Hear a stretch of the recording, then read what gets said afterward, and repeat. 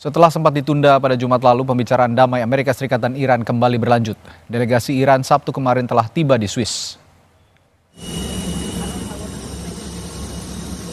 Ketua Parlemen Iran Muhammad Bagher Khalibaf, Menteri Luar Negeri Iran Abbas Araghchi, dan pejabat lainnya telah tiba di Swiss. Delegasi Iran ini akan mengikuti pembicaraan teknis terkait detail kesepakatan awal untuk menghentikan perang Amerika dan Iran yang telah ditandatangani oleh Presiden AS Donald Trump dan Presiden Iran Masoud Pezeshkian. Pihak Iran menyebut, delegasi Iran juga akan menuntut pemenuhan komitmen Amerika Serikat termasuk memaksa Israel untuk menghentikan serangan ke Lebanon.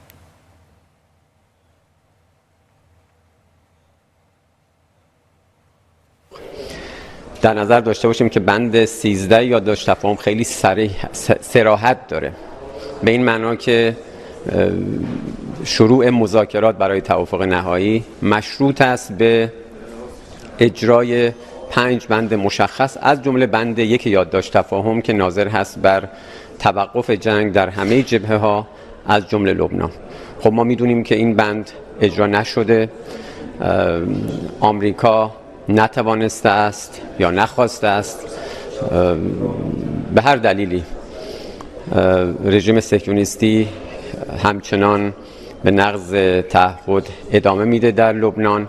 این موضوع اصلی بحث در گفتگوهای امروز خواهد بود. Sementara delegasi Amerika Serikat yang dipimpin Wakil Presiden J.D. Vance juga telah berada di Swiss. Iring-iringan kendaraan rombongan Vance melintas di jalanan di kota Burgenstock yang jadi lokasi perundingan damai AS Iran. Vance mengatakan perundingan dengan pejabat Iran bisa berlangsung beberapa hari karena Washington dan Teheran berupaya memajukan proses perdamaian. Vance juga mengungkap masalah Israel dan Lebanon akan mendapat perhatian serius pihak Amerika Serikat. Well, Bartow and the entire team have been active expanding what's going on in Lebanon and pushing headlines. Things are actually getting better there. Things have calmed down a little bit. It's going to be something where it's going to have to continue to manage to ensure that, Israel and Lebanon are both safe and secure. That's fundamentally the goal of this, is to make the region safe and secure. The big problem is that you have somebody will do and then somebody will respond, and you kind of have a chicken neck problem where you just got to stop the street for long enough and start to hold. That's what we're trying to do. People are looking at it and things have gotten better. Selat Hormuz ditutup lagi, sementara delegasi Amerika Serikat dan Iran telah berada di Swiss untuk mengikuti pembicaraan lanjutan terkait kesepakatan damai yang telah diteken pemimpin kedua negara. Lalu akankah perdamaian permanen Amerika Serikat dan Iran bisa segera terwujud? Kita bahas bersama peneliti senior Indo-Pacific Strategic Intelligence Aisyah Kusuma Somantri. Selamat malam Mbak Aisyah. Selamat malam Mas Radi. Ya Mbak Aisyah, saya kira G7 kemarin di Prancis akan menjadi akhir dari semuanya. Ternyata tidak. Ada beberapa pelanggaran yang dilakukan dalam tanda kutip kalau klaimnya Israel, yang dilakukan oleh Israel dan juga Amerika Serikat. Tapi Israel ini sepertinya tidak menganggap dirinya bagian dari upaya perdamaian yang sedang dilakukan Amerika Serikat dan Iran. Apa yang terjadi sesungguhnya, Mbak Aisyah?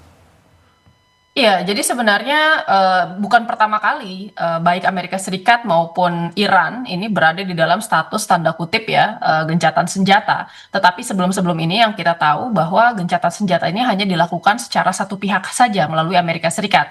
Dan ini dilakukan untuk bisa memuaskan tuntutan dari level politik domestik Amerika Serikat untuk bisa mempertanggungjawabkan ke Kongres bahwa perangnya sudah selesai. Tetapi kan kita tahu selama proses gencatan senjata yang ditetapkan secara sepihak ini masih ada tindakan-tindakan perang. Nah, sementara itu sebenarnya yang namanya gencatan senjata ini harusnya memang mengajukan syarat-syarat gencatan senjata ini kepada semua pihak yang terlibat. Tidak hanya kemudian kepada Iran dan Amerika Serikat, tetapi seharusnya Israel juga turut kemudian menjadi salah satu bagian dari perundingan ini. Karena mau tidak mau kita harus mengakui juga bahwa Israel ini merupakan main proponen dari perangnya. Yang pertama kali menginginkan agar kemudian serangan di tanggal 28 Februari kemarin itu terjadi, itu adalah Israel. Jadi ini ibarat ada sebuah kemudian kekuatan besar yang menjadi pendukung pihak yang menginisiasi, lalu kemudian pihak yang diserang itu berdiskusi tetapi tidak melibatkan pihak yang kemudian menginginkannya perang terjadi di sebenarnya di pertama kalinya gitu. Nah, oleh karena itu saya kira apapun yang dilakukan oleh Iran dan Amerika Serikat selama Amerika tidak memiliki cukup kekuatan untuk bisa menekan Israel, ini sulit untuk kemudian bisa ditaklukkan. Nah, sekarang kan kita berada di dalam posisi yang sebenarnya sangat rapuh. Pertama, kita melihat di sini ini sangat tergantung dengan tadi sekali lagi bagaimana ada konsesi di antara Netanyahu dan Donald Trump terkait persamaan kepentingan mereka di dalam peperangan ini. Karena kita tahu bahwa Netanyahu saat ini menginginkan kemenangan simbolik ya dari perang ini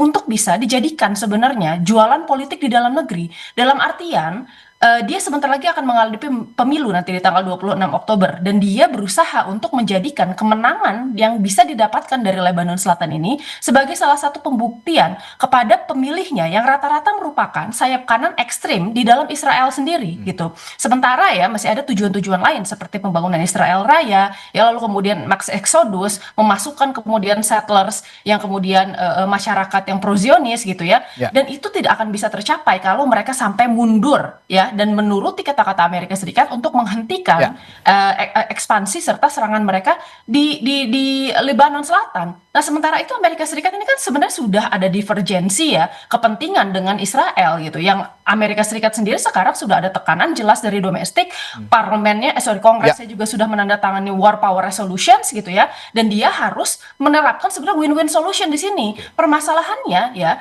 win-win solution diajukan oleh Donald Trump yaitu negara-negara GCC menandatangani Abraham Accord itu tidak cukup baik untuk Israel gitu. Nah, sementara saya kira ini juga sangat bergantung dengan tingkat toleransi Iran. Sementara kalau kita lihat ya, mungkin Amerika Serikat berharap sebenarnya ada leniency dari Iran terkait kemudian posisinya ya menghadapi pelanggaran-pelanggaran yang dilakukan oleh Israel. Karena Iran sendiri mengatakan bahwa ya Israel melanggar paragraf pertama yang kemudian muncul dari draft perjanjian tersebut gitu ya. Tapi ini sudah dilanggar, belum juga kemudian ini ditandatangani. Nah, Amerika Serikat sebenarnya berharap Iran ini mungkin agak melonggar di dalam hal tersebut gitu ya. Batas toleransinya seperti apa sampai kemudian Iran menarik atau mundur diri dari perundingan. Saya kira sebenarnya dengan menutup kembali Selat Hormuz, posisi Iran jelas di sini bahwa Iran tidak akan memberikan toleransi apapun ya terkait pelanggaran-pelanggaran yang dilakukan baik itu Amerika Serikat dan Israel gitu. Jadi saya rasa sebenarnya ini merupakan ujian bagi Amerika Serikat. Pertama, ujian untuk kemudian bisa menepati ya semua komitmen-komitmennya terhadap Iran. Yang kedua adalah ujian untuk bisa tanda kutip mengontrol sebenarnya negara-negara aliansinya dan membuktikan posisinya sebagai negara hegemon yang mendukung Israel di kawasan. Apakah kemudian Amerika Serikat masih memiliki upper hand tersebut atau tidak? Saya kalau begitu melihatnya seperti ada double standard antara Amerika Serikat dan Israel. Amerika Serikat juga double standardnya kepentingannya politik. Menandatangani kesepakatan damai di Paris di G7 seolah-olah gitu ya. Ini jadi akhir semuanya. Ini juga untuk kepentingan Donald Trump karena di Amerika Serikat sendiri sedang ada gelaran politik. Di Israel begitu yang Anda katakan tadi. Israel dengan berbeda perspektif bisa mengatakan sukses begitu ya menyerang Lebanon dan bisa jadi jualan politiknya oleh pemerintah Israel sekarang. Nah, tapi bicara soal penutupan Selat Hormuz, apakah ini juga Anda sudah mengatakan bahwa ini sebenarnya jadi strategi Iran juga gitu ya untuk mempertahankan kedaulatan mereka. Nah, tapi ada perbedaan pendapat sepertinya di pimpinan Iran. Militer ini ingin perang lanjut dengan menutup Selat Hormuz. Sementara yang pro sipil ini pengen damai. Bagaimana nih, Mbak Aisyah? Ya, memang sebenarnya perbedaan pendapat tersebut sudah ada. Karena begini, ada sebenarnya small majority, tetapi ini vocal majority ya, yang mengatakan bahwa sebenarnya bahkan perundingan ini itu tidak diperlukan. Karena apa? Karena Iran sebenarnya secara strategis telah memiliki keunggulan yang sudah jelas dari Amerika Serikat.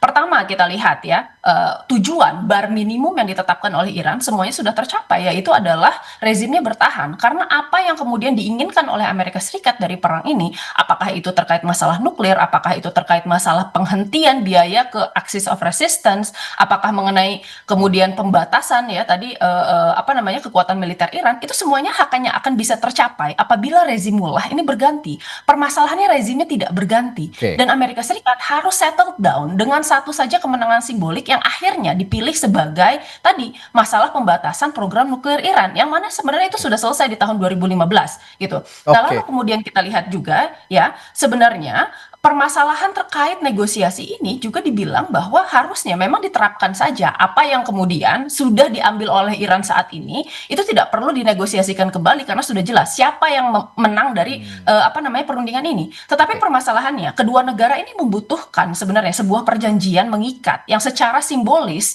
ya memperlihatkan kepada dunia kalau mereka ini sudah menandatangani selesainya perang gitu. Jadi saya kira sebenarnya perbedaan di antara kemudian suara-suara di dalam Iran itu tetap ada. Nah, untuk kemudian pihak-pihak yang tadi merasa bahwa ini perangnya sudah selesai, itu mereka berusaha untuk kemudian mendorong sebenarnya terlaksananya perang ini. Ada juga kemudian faksi-faksi yang menyatakan bahwa ya terus berperang karena apa? Karena mereka sudah mendapatkan sebenarnya keuntungan strategis di sini dan mereka yakin kalau misalnya mereka terus menekan ya sebenarnya pasukan Iran ini cukup memiliki kekuatan yang masih utuh karena apapun yang kemudian diklaim oleh Donald Trump kemarin terkait kemudian bagaimana pasukan udara dan kemudian pasukan laut dari Iran ini sudah hancur 30% diantaranya gitu ya. Tapi ternyata sebenarnya kemampuan dari balistik missile serta kemudian pertahanan pantai serta kemudian kemampuan untuk swarm drone itu masih sangat utuh, terutama ya kemampuan dari angkatan daratnya ini masih belum tersentuh sama sekali.